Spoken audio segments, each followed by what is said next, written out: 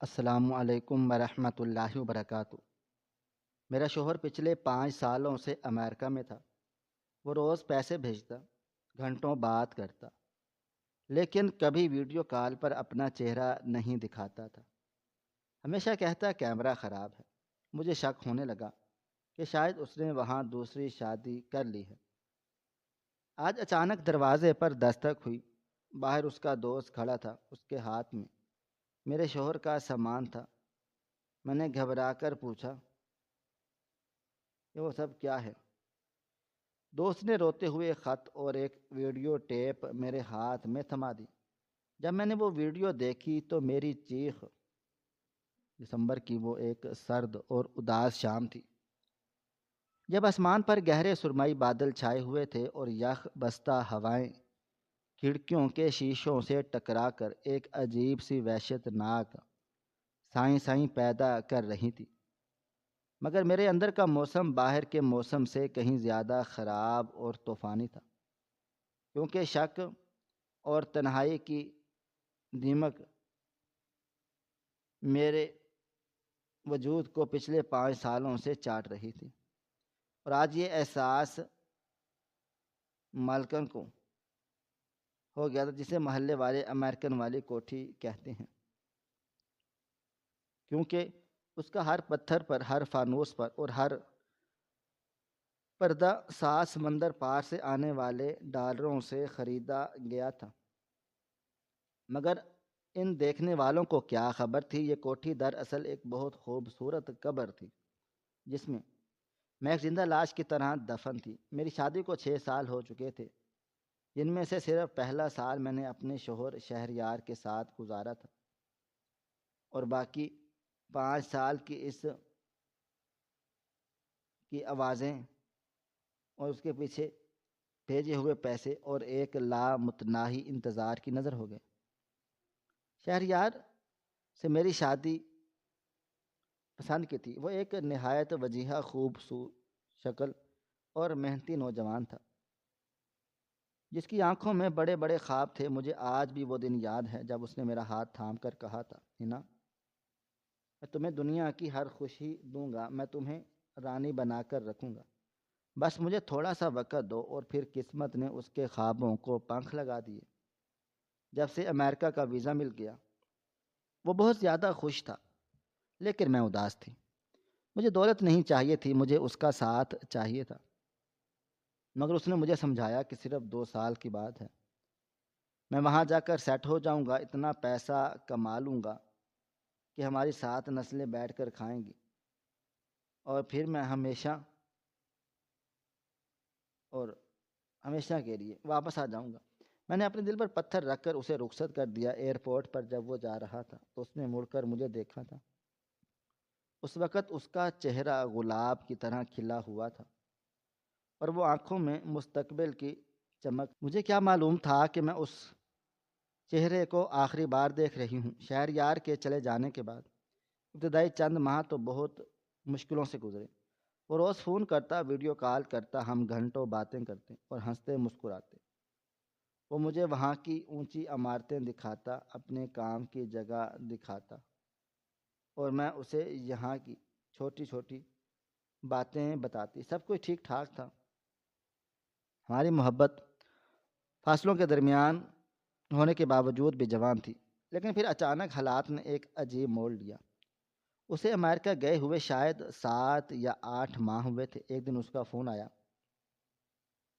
اس کی آواز میں ایک عجیب سی تھکاوٹ اور درد تھا۔ میں نے پوچھا، شہریار کیا ہوا؟ آپ کی آواز ٹھیک نہیں آ رہی، آپ کی آواز کیوں بدلی ہوئی ہے؟ اس نے مجھے کچھ بھی نہیں ہنا، بس کام کا بوجھ بہت زیادہ ہے۔ اور سنو، میرا فون گر کر ٹوٹ گیا ہے، اس کا کیمرہ کام نہیں کر رہا، اس لیے اب کچھ دن ویڈیو کال نہیں ہو سکے گی، بس آڈیو پر بات ہوگی۔ میں نے کہا، کوئی بات نہیں، آپ نیا فون لے لیں۔ اس نے مجھے وعدہ کر لیا کہ وہ جلد ہی نیا فون لے لیں گے، اور بس یہی وہ لمحہ تھا جہاں سے میری زندگی کا وہ اذیت ناک باپ شروع ہوا، جو آج تک ختم ہونے کا نام نہیں لے رہا۔ دن ہفتوں میں اور ہفتے مہینوں میں بدل گئے۔ شہریار کا کچھ دن کا وعدہ وفا نہ ہوا۔ ہر بار جب میں ویڈیو کال کی فرمائش کرتی تو وہ کوئی نہ کوئی نیا بہانہ بنا دیتا. کبھی کہتا ابھی تنخواہ نہیں ملی، کبھی کہتا یہاں کام اتنا ہے کہ بازار جانے کا وقت نہیں ملتا، اور اس میں وہ کیمرہ بھی نہیں لگا ہوا، ابھی تنخواہ بھی نہیں ملی تھی. کبھی کہتا یہاں کام زیادہ ہے، کمپنی جو فون دیا ہے اس میں کیمرہ بلاک ہے. شروع میں تو میں اس کی باتوں پر یقین کیا کیونکہ مجھے اس پر اندھا اعتماد تھا. میں سوچتی تھی کہ وہ پردیس میں اکیلا محنت کر رہا ہے، مجھے اسے تنگ نہیں کرنا چاہیے. وہ ہر مہینے باقاعدگی سے پیسے بھیجتا رہا، اور پیسے بھی اتنے کہ میری سوچ سے زیادہ. پہلے سال اس نے اتنے پیسے بھیجے کہ ہم نے قرض اتار دیا. دوسرے سال ہم نے زمین خرید لی. تیسرے سال اس عالی شان گھر کی تعمیر شروع کر دی، اور وہ وہاں پر میرے ڈالروں کی بارش کا کرتا رہا. یہاں اس کے نام کا محل تعمیر کرواتی رہی، مگر اس محل میں اس کی تصویر کے سوا سب کچھ تھا. دھیرے دھیرے میرا اعتماد ڈگمگانے لگا. محلے کی عورتیں اور رشتہ داروں کی باتوں نے جلتی پر تیل کا کام کر دیا. میری ایک خالہ زاد بہن جو خود کو بہت زیادہ سیانی سمجھتی تھی، ایک دن کہنے لگی، ہنا تم کتنی بھولی بھالی ہو. آج کل کے دور میں کون سا موبائل فون ہے جو مہینوں خراب رہتا ہے، اور وہ امریکہ میں بیٹھا ہے جہاں 50,000 کا فون بھی نہیں لے سکتا. میں نے دال میں کچھ کالا ہے. اس کی بات سن کر میرے دل میں تیر کی طرح لگی کہ واقعی یہ بات عقل تسلیم نہیں کرتی تھی. میں نے اس رات شہریار سے لڑائی کی. میں نے کہا مجھے پیسے نہیں چاہیے، مجھے آپ کا چہرہ دیکھنا ہے. 5 سال ہو گئے شہریار، میں بھولنے لگی ہوں کہ آپ کیسے دکھتے ہیں. تصویریں بھی پرانی ہو گئی ہیں، خدا کے لیے ایک بار ویڈیو کال کر لیں. شہریار نے آگے سے عجیب سا رد عمل دیا. وہ غصے ہونے کی بجائے رونے لگا. اس نے کہا ہنا تم مجھ پر شک کر رہی ہو، میں یہاں گدھوں کی طرح کام کر رہا ہوں صرف تمہارے لیے. میں اپنا پیٹ کاٹ کر تمہیں پیسے بھیجتا ہوں، میری مجبوری سمجھو. میں نے پوچھا کیسی مجبوری؟ ایسی کون سی مجبوری ہے جو آواز تو آنے دیتی ہے مگر چہرہ نہیں دکھاتی؟ وہ چپ ہو گیا. اس نے کہا بس کچھ وقت اور دے دو، سب کچھ ٹھیک کر دوں گا. لیکن کچھ وقت کبھی نہیں آیا. 5 سال گزر گئے. ان 5 سالوں میں میں نے اس نے مجھے دنیا کی ہر آسائشیں دی، مہنگے زیورات، کپڑے، گاڑی، گھر، نوکر چاکر، لیکن خود کو مجھ سے چھپا لیا.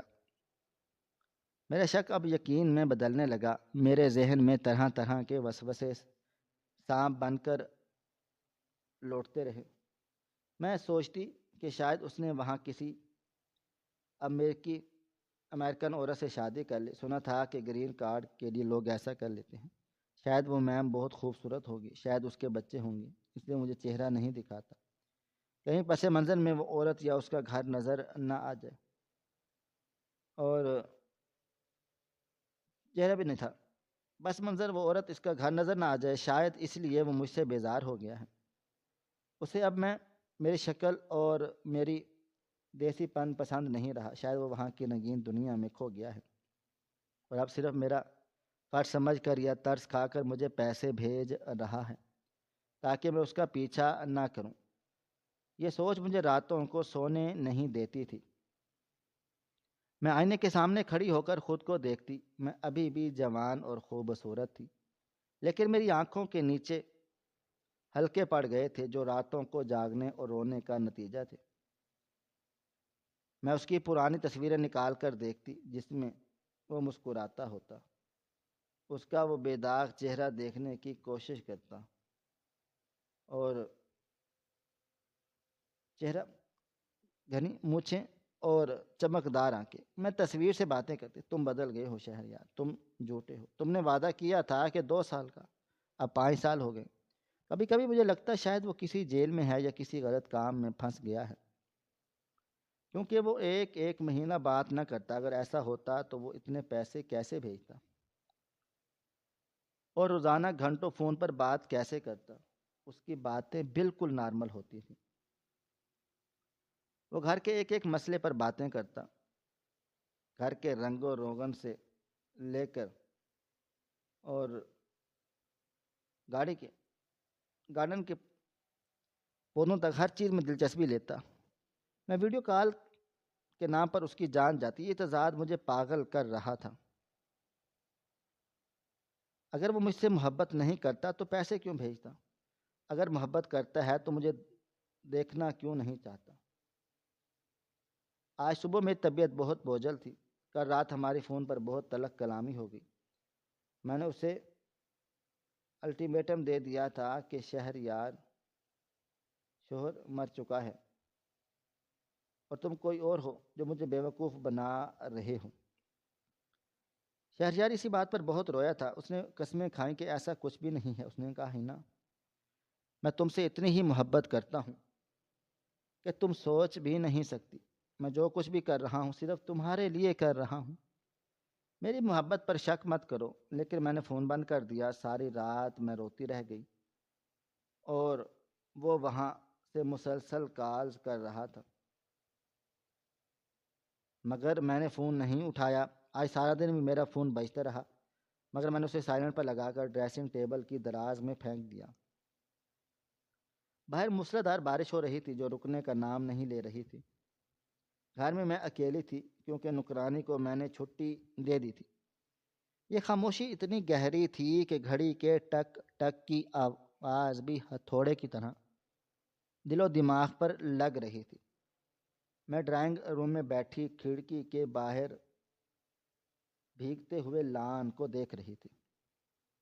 یہ وہی لان تھا جسے شہریار نے ویڈیو کال پر دیکھے بغیر بنوایا ہوا تھا۔ اس نے نقشے بھیجے تھے کہ یہاں گلاب کی کیاریاں ہوں اور وہاں فوارہ ہو۔ میں سوچ رہی تھی کہ کیا فائدہ ان گلابوں کا، کیاریوں کا، اور باقی تو خیال بھی آ رہا تھا کہ میں نے فون نہ اٹھا کر کہیں غلطی تو نہیں کر دی ہے، لیکن کہیں اسے کچھ ہو نہ گیا ہو۔ لیکن پھر میرا غصہ عود آتا کہ نہیں، آج فیصلہ ہو کر رہے گا، یا تو وہ سامنے آئے گا یا پھر میں اس رشتے کو ختم کر دوں گی۔ میں اسی ادھیڑ پن میں تھی کہ اچانک دروازے کی گھنٹی بجی۔ میں چونک گئی۔ اس طوفانی بارش میں بارش تھی اور شام کے وقت بھلا کون ہو سکتا ہے؟ مجھے کسی مہمان کی توقع نہیں تھی اور نہ ہی کوئی ملنے والا اتنے خراب موسم میں آتا۔ میں نے سوچا شاید کوئی مانگنے والا ہوگا یا دودھ والا ہوگا۔ میں سستی سے اٹھی اور دروازے کی طرف بڑھی تھی اور بوڑھی اور میرے دل کی دھڑکنیں عجیب طریقے سے تیز ہو رہی تھی، جیسے کوئی انہونی سی ہونے والی ہے۔ میں لاؤنج کا پردہ ہٹا کر پورچ میں دیکھا لیکن گیٹ پر کون تھا یہ نظر نہیں آ رہا تھا۔ میں نے دوپٹہ سر پر لیا اور ہمت کر کے باہر برآمدے میں آئی۔ ٹھنڈی ہوا کا ایک جھونکا میرے چہرے پر ٹکرا گیا اور میرے چہرے سے ٹکرایا تھا۔ جب میں نے گیٹ کے پاس جا کر پوچھا کون ہے، باہر سے ایک مردانہ اور بھاری آواز آئی، بھابھی دروازہ کھولے، میں کاشف ہوں۔ کاشف؟ میں نے ذہن پر زور دیا، نام سنا سنا لگ رہا تھا۔ پھر مجھے یاد آیا، کاشف شہریار کا بچپن کا دوست تھا اور وہ بھی امریکہ میں اسی کے ساتھ رہتا تھا۔ شہریار اکثر اپنی باتوں میں کاشف کا ذکر کرتا تھا۔ کاشف نے کھانا بنایا تھا یا کاشف کے ساتھ گروسری کی تھی؟ میرے دل میں ایک دم سے امید اور خوف کی ملی جلی لہریں دوڑ گئی۔ کاشف یہاں کیا کر رہا ہے؟ کیا شہریار بھی اس کے ساتھ ہے؟ کیا مجھے میرا سرپرائز ملنے والا ہے؟ میں نے کانپتے ہاتھوں سے گیٹ کا بھاری لاک کھولا اور چھوٹا دروازہ کھول دیا۔ سامنے بارش میں بھیگا تا ہوا وہ شخص کھڑا تھا۔ اس نے لمبا کوٹ پہن رکھا تھا اور سر پر ٹوپی تھی۔ اس کے چہرے پر سفر کی تھکان اور گہری اداسی تھی۔ اس کے پیچھے گلی میں ایک ٹیکسی کھڑی تھی جس کی چھت پر بارش برس رہی تھی، لیکن جس چیز نے میری نظروں کو جکڑ لیا وہ کاشف کے ہاتھ میں پکڑے ہوئے دو بڑے بڑے سوٹ کیس تھے۔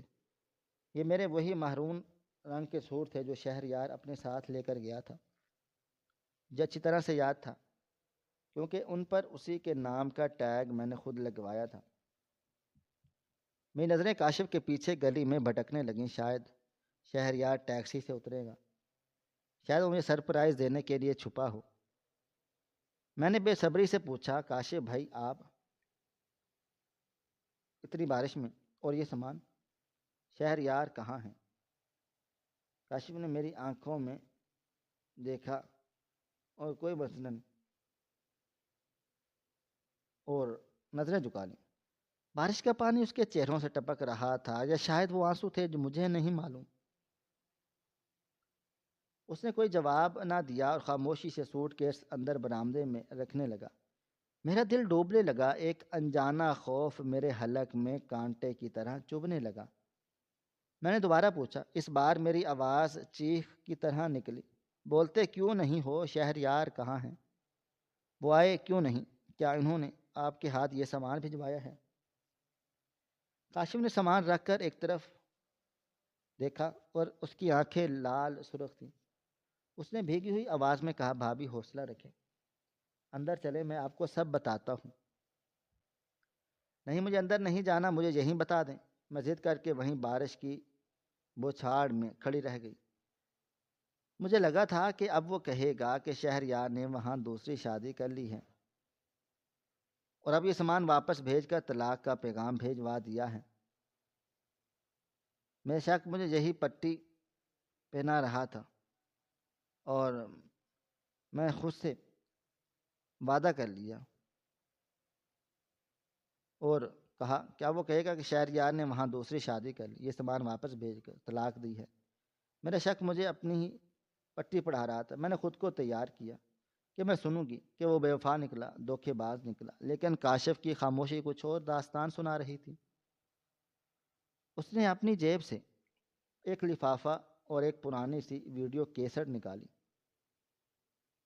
وہ ٹیپ جس پر پلاسٹک چڑھا تھا تاکہ بارش سے خراب نہ ہو، اس نے وہ دیوانوں کی طرح چیزیں سیٹ کیں اور اس نے وہ دونوں چیزیں میری طرف بڑھا دی۔ میرے ہاتھ کانپ رہے تھے۔ میں نے وہ لفافہ اور ٹیپ تھام لی۔ یہ کیا ہے؟ میں نے ہکلاتے ہوئے پوچھا۔ کاشف نے گہرا سانس لیا، جیسے اسے کوئی بہت بھاری بوجھ اپنے سینے سے اتارنا ہو۔ اس نے کہا، شہریار نہیں آ سکا بھابھی، وہ کبھی نہیں آ سکے گا۔ اس نے یہ آخری نشانی آپ کے لیے بھیجی ہے۔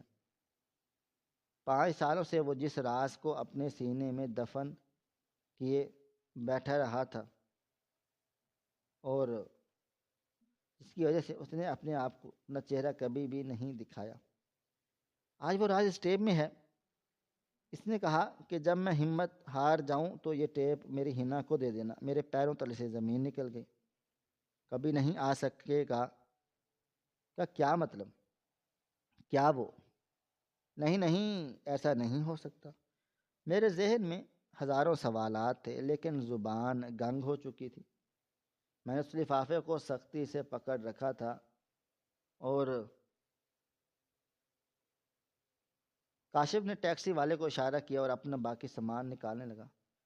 میں بت بنی دروازے پر کھڑی رہ گئی۔ بارش اب طوفان کی شکل اختیار کر گئی تھی اور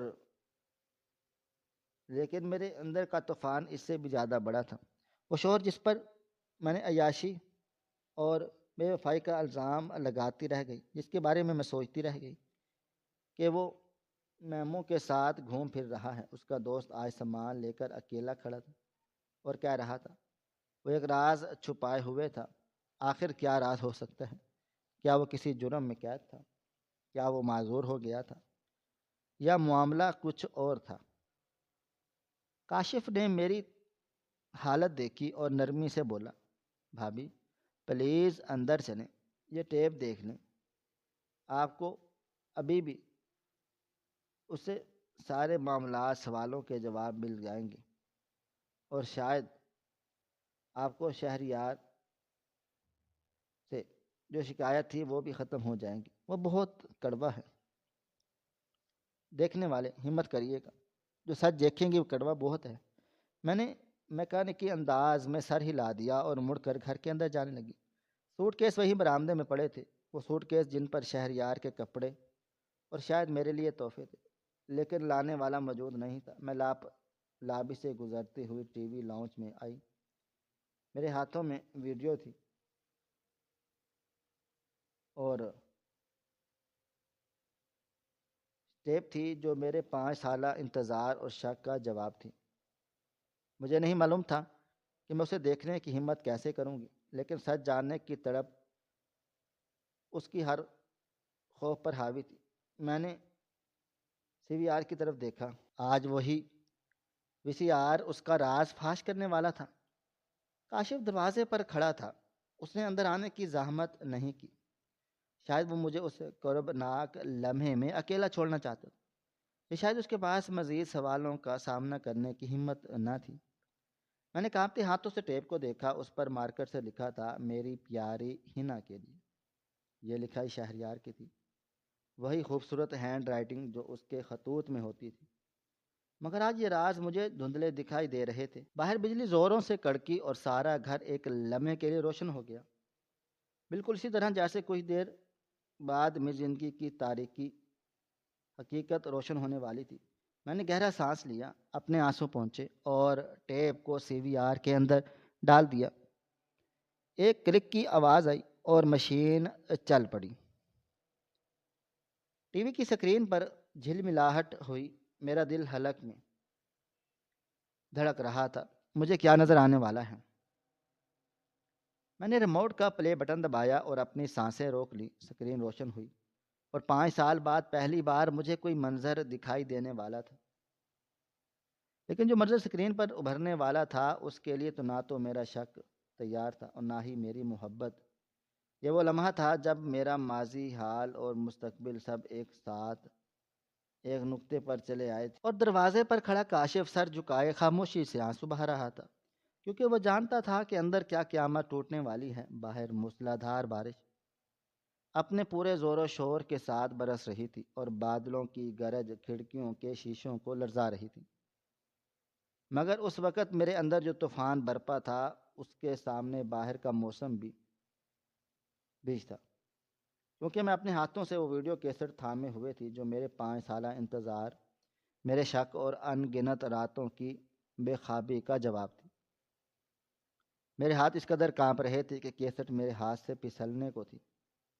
کاشف دہلیز پر سر جھکائے کھڑا ہو گیا اور اس کے وجود سے ایک گہری اداسی جھلک رہی تھی، جیسے وہ کسی جنازے میں کھڑا ہو۔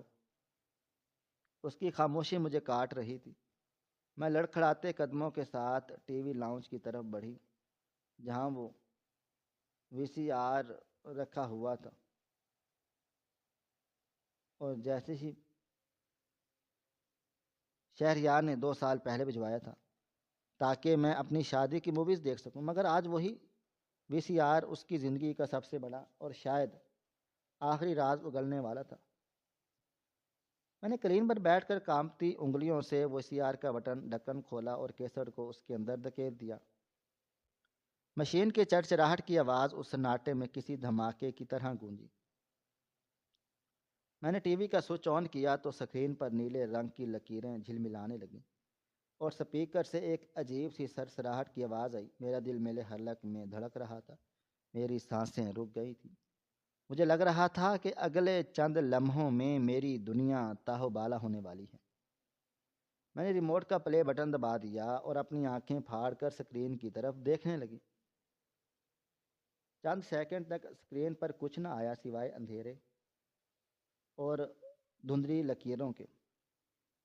میرا شک مجھے ڈس رہا تھا کہ شاید یہ خالی ٹیپ ہے، یا شاید اس میں کسی دوسری عورت کی ہنستی مسکراتی ویڈیو ہوگی۔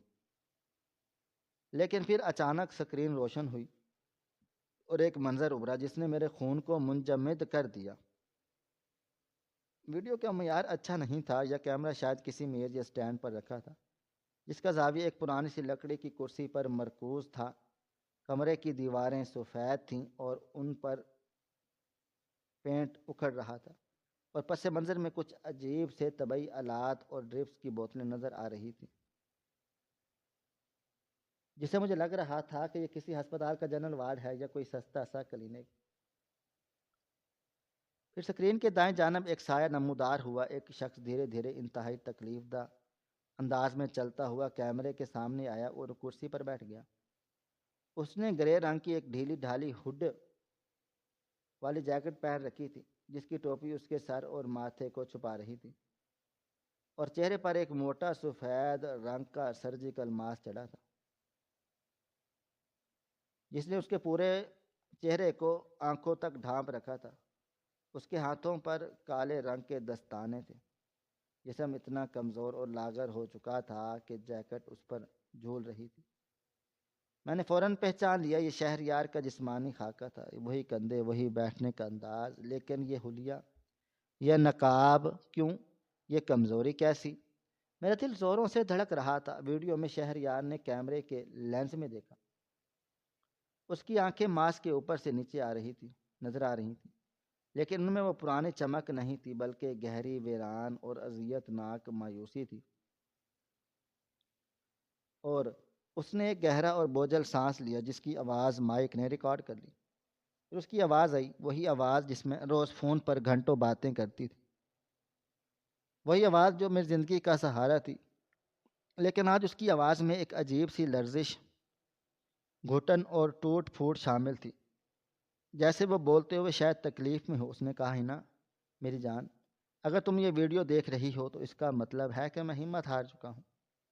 یہ شاید اب میں اس دنیا میں نہیں رہا، اور کاشف نے میرا وعدہ پورا کر دیا ہے۔ یہ سنتے ہی میرے منہ سے ایک سسکی نکلی۔ میں نے سکرین کو چھونے کے لیے ہاتھ بڑھایا۔ وہ کہہ رہا تھا، تم ہمیشہ مجھ سے شکایتیں کرتی تھی کہ میں ویڈیو کال کیوں نہیں کرتا، میں اپنا چہرہ کیوں نہیں دکھاتا۔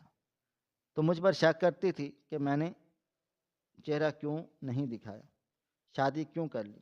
تم تو کہتی تھی کہ میں تمہیں بھول گیا ہوں اور یہاں کی رنگینیوں میں کھو گیا ہوں۔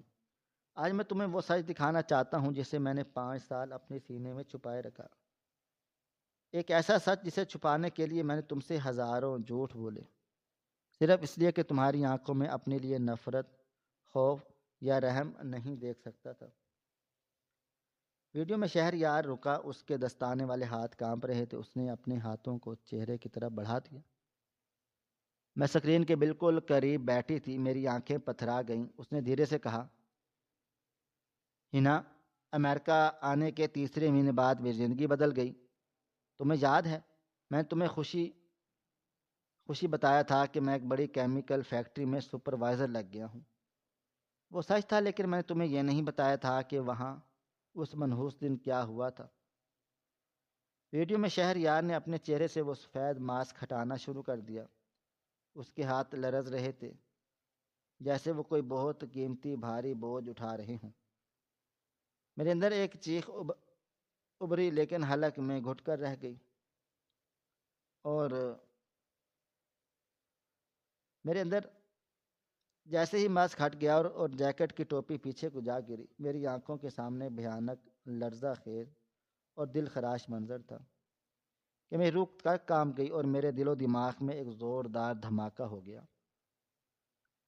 میں نے بے اختیار اپنے منہ پر دونوں ہاتھ رکھ لیے اور ایک فلک شگاف چیخ میرے منہ سے نکل گئی، جو اس خالی گھر کی دیواروں سے ٹکرا کر گونج رہی تھی۔ وہ شہریار نہیں تھا، وہ گوشت کا ایک پگھلا ہوا، مسخ شدہ لوتھڑا تھا۔ اس کا پورا چہرہ، وہ خوبصورت اور پرکشش چہرہ جس پر میں مرتی تھی، جس کی ایک جھلک دیکھنے کے لیے میں ترستی تھی، وہ بری طرح جھلس چکا تھا۔ آگ اور کیمیکل نے اس کی شکلیں بگاڑ کر رکھ ڈالی۔ اس کی ناک غائب تھی اور اس کی جگہ صرف 2 کالے سوراخ باقی تھے۔ اس کی ایک طرف کا کان جل کر ختم ہو گیا۔ اس کی بھویں اور پلکیں نہیں تھیں، اور چہرے کی جلد سرخ سیاہ اور پیلے دھبوں کے ساتھ سکڑ کر ہڈیوں سے چپک گئی تھی۔ اس کے ہونٹ ایک طرف سے جل کر ٹیڑھے ہو چکے تھے اور مسوڑھے اور دانت باہر کو نکلے تھے۔ یہ کسی ڈراؤنی فلم کا منظر نہیں تھا، یہ کوئی میک اپ نہیں تھا، یہ میرا شوہر تھا، یہ میری محبت تھی، یہ وہ چہرہ تھا جسے میں نے آخری بار ایئرپورٹ کی طرح پر گلاب کی طرح کھلا ہوا دیکھا۔ ویڈیو میں شہریار کی آنکھوں سے، جو اب بنا پلکوں کے خوفناک لگ رہی تھیں، آنسو بہہ رہے تھے جو اس کے جلے ہوئے گالوں پر لکیریں بنا رہے تھے۔ وہ روتے ہوئے بولا، فیکٹری میں بوائلر پھٹا تھا نا، سب اپنی جان بچا کر بھاگ گئے، لیکن میرا ایک ساتھی جان اندر پھنس گیا۔ میں اسے بچانے چلا گیا، میں اسے تو کھڑکی سے باہر دھکیل دیا، لیکن خود کو نہ بچا سکا۔ کیمیکل کا ایک ڈرم میرے اوپر پھٹ گیا اور پھر آگ لگ گئی۔ آگ نے میری پہچان چھین لی۔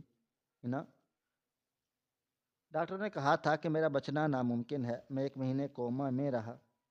مجھے ہوش آیا اور میں نے نرس سے آئینہ مانگا تو اس نے منع کر دیا.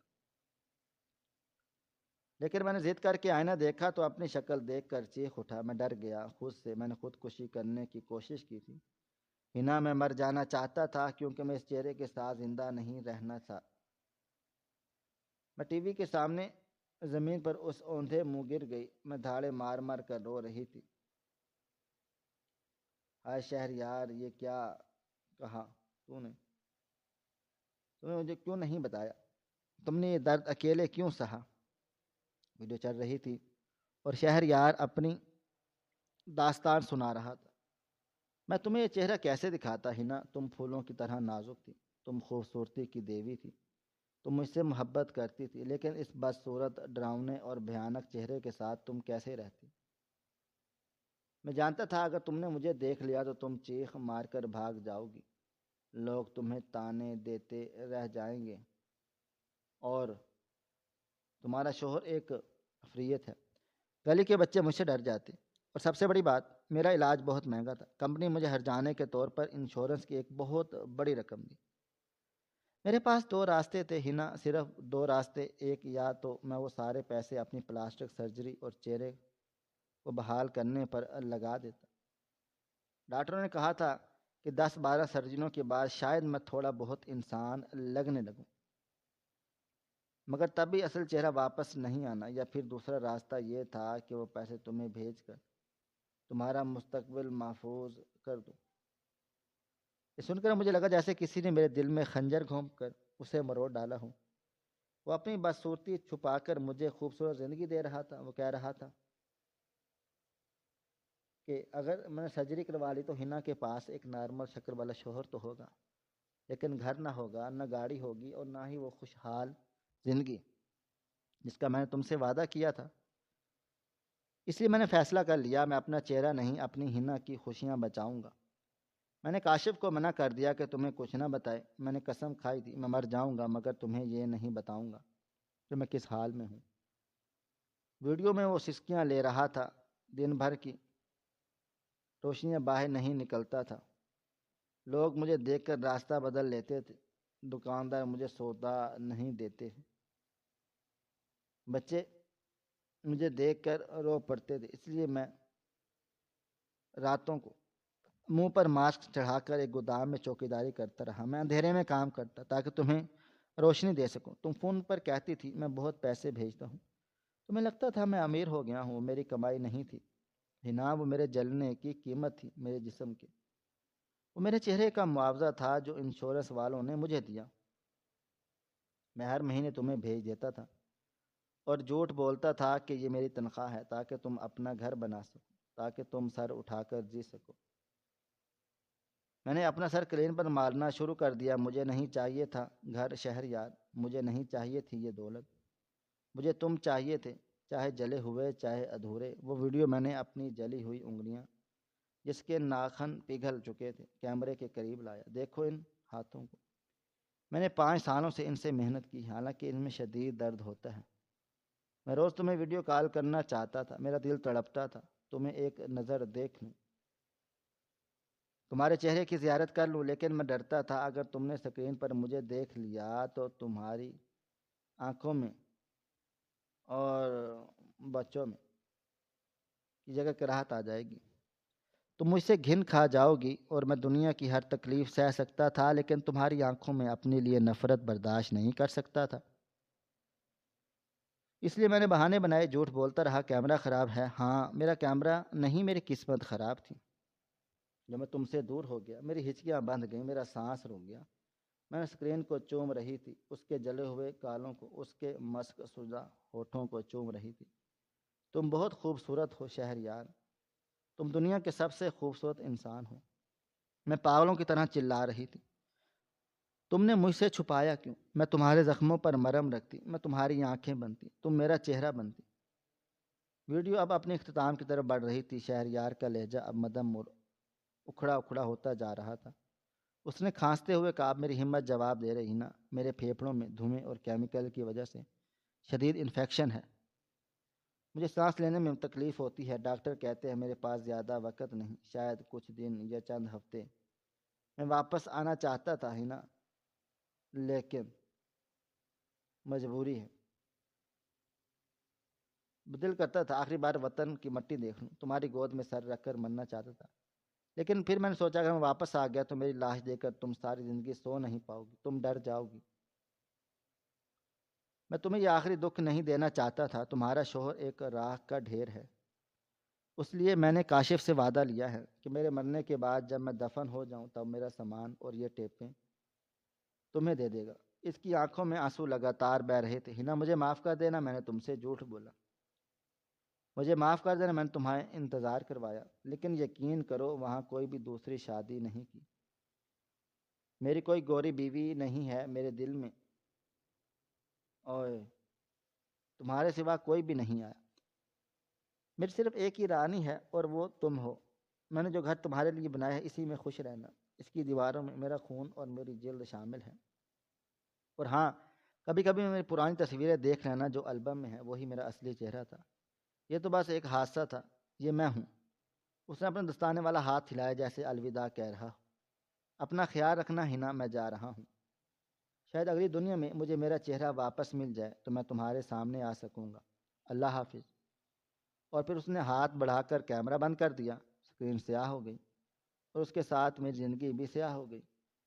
کمرے میں مکمل سناٹا چھا گیا، صرف بارات کی آواز اور میری سسکیوں کی گونج تھی۔ میں وہیں قلین پر بے جان سی پڑی رہی، میرا دل و دماغ معاف ہو چکا تھا، مجھے یقین نہیں آ رہا یہ سب سچ ہے۔ کاشف جو دروازے پر کھڑا تھا دھیرے سے اندر چلا آیا اور میرے پاس زمین پر بیٹھ گیا، وہ بھی بچوں کی طرح رو رہا تھا۔ اس نے میرے سر پر ہاتھ رکھا اور کہا بھابھی خود کو سنبھال لیں۔ میں نے جھٹکے سے سر اٹھایا اور کاشف کا گریبان پکڑ لیا، میری آنکھوں میں وحشت تھی۔ تم نے مجھے کیوں نہیں بتایا کاشف، تم تو دوست تھے نا، تم نے اسے اکیلے مرنے دیا، میں اس کی بیوی تھی، میرا حق تھا، میں اس کے در پر، میرا حق تھا،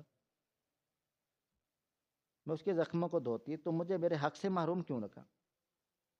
کاشف نے روتے ہوئے کہا میں مجبور تھا بھابھی، اس نے مجھے قرآن کی قسم دی تھی، وہ کہتا تھا اگر ہنا مجھے اس حال میں دیکھ لیا تو وہ جیتے جی مر جائے گی، وہ آپ سے دیوانوں کی طرح محبت کرتا تھا، وہ روز تڑپتا تھا لیکن آپ کی خوشی کے لیے چپ رہتا تھا۔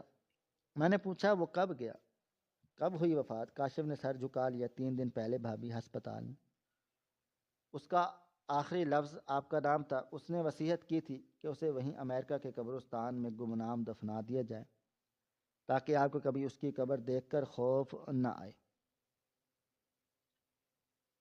میں دھاڑ مار کر رو پڑی، وہ شخص مرتے وقت بھی میری ہی سوچ رہا تھا، وہ مر گیا لیکن اس نے میری نیندیں خراب نہیں ہونے دی۔ میں نے وہ ویڈیو ٹیپ سینے سے لگا لی، مجھے اپنے ہر اس شک پر، ہر اس بات گمانی پر گھن آ رہی تھی جو میں نے اس پاکیزہ انسان کے بارے میں کی۔ میں سوچتی تھی وہ عیاشی کر رہا ہے اور وہاں وہ جل کر کوئلہ ہو رہا تھا، میں سمجھتی تھی وہ مجھے بھول گیا ہے اور وہ اپنی سانسیں بیچ کر میرے لیے محل بنا رہا تھا۔ میں نے اپنے ہاتھوں کو دیکھا جن انگلیوں میں اس کے بھیجے ہوئے پیسوں کی انگوٹھیاں تھیں، اور مجھے وہ انگوٹھیاں اب اس کے انگارے لگ رہے تھے آگ کے۔ میں نے دیواروں کو دیکھا، یہ عالی شان کوٹھی، یہ فانوس، یہ قالین مجھے کاٹنے کو دوڑ رہے تھے۔ یہ گھر نہیں تھا، یہ شہر یار کا مزار تھا، اس کی دیواریں اس کی جلتی ہوئی جلد کی وہ تھی، اس کے فانوس میں اس قسم کی ضائع ہونے والی بنائی تھی، اور اس کے فرنیچر میں اس کی ٹوٹی ہوئی ہڈیاں اور پگھلا ہوا گوشت تھا۔ اور رات کیسے گزری میں بیان نہیں کر سکتی، میں پاگلوں کی طرح کبھی ہنستی کبھی روتی۔ میں نے وہ ویڈیو بار بار دیکھی، ہر بار جب وہ ماسک ہٹاتا تو میری روح نکل جاتی، لیکن اب مجھے اس چہرے سے ڈر نہیں لگ رہا تھا، اب مجھے جھلسے ہوئے چہرے میں دنیا کا سب سے معصوم اور خوبصورت انسان نظر آ رہا تھا۔ میں سکرین کو چومتی رہ گئی، اس سے معافیاں مانگتی رہی۔ صبح ہوئی تو بارش تھم چکی تھی لیکن میرے اندر کی برسات جاری تھی۔ میں نے کاشف سے وہ سوٹ کیس لیے، انہیں کھولا تو ان میں شہریار کے کپڑے تھے، ہسپتال اور دوائیوں کی بو آ رہی تھی۔ ایک چھوٹا سا باکس تھا جس میں سرخ رنگ کا جوڑا تھا، یہ وہی جوڑا تھا جو 5 سال پہلے فرمائش کر کے منگوایا تھا۔ اور اس کے ساتھ ایک پرچی تھی جس پر ٹیڑھی میڑھی لکھائی میں لکھا تھا میری رانی کے لیے، معاف کرنا دیر سے بھیج رہا ہوں۔ کیونکہ میرے ہاتھ کام نہیں کرتے میں وہ جوڑا سینے سے لگا لیا۔ اس دن میں نے فیصلہ کیا اب میں ساری زندگی اس کی یاد میں اس کے بنائے ہوئے اس گھر میں گزار دوں گی۔ میں نے وہ ٹیپ سنبھال کر رکھ لی۔ وہ میری زندگی کا سب سے بڑا اور قیمتی سرمایہ تھی۔ وہ ثبوت تھا کہ محبت چہروں سے نہیں روح سے ہوتی ہے۔ شہریار مر کر بھی میری نظروں میں امر ہو گیا تھا۔ اس کا وہ جلا ہوا بھیانک چہرہ اب مجھے چاند سے زیادہ حسین لگتا، کیونکہ اس کے پیچھے ایک ایسا دل دھڑکتا تھا جس کی پاکیزگی اور اظہار کی قسم شاید فرشتے بھی کھاتے ہوں گے۔ وہ راز جو آخر میں کھلا اس نے مجھے جیتے جی مار دیا، مگر ساتھ ہی مجھے یہ یقین بھی دلا دیا تھا کہ میرا شوہر بے وفا نہیں بلکہ وفا کا وہ عظیم پیکر تھا، جنہوں نے اپنی خاک سے میری مانگ بھری تھی اور خود کو اندھیروں میں گم کر کر میری زندگیوں کو روشنوں سے بھر دیا گیا تھا۔ ہماری آج کی یہ کہانی آپ کو کیسی لگی؟ کومنٹ باکس میں اپنی رائے کا اظہار ضرور کریں، اور مزید اس طرح کی سبق آموز کہانیاں سننے کے لیے ہماری ویڈیوز کو لائک کریں، شیئر کریں اور ہمارے چینل کو سبسکرائب ضرور کر لیں۔ شکریہ، اللہ حافظ۔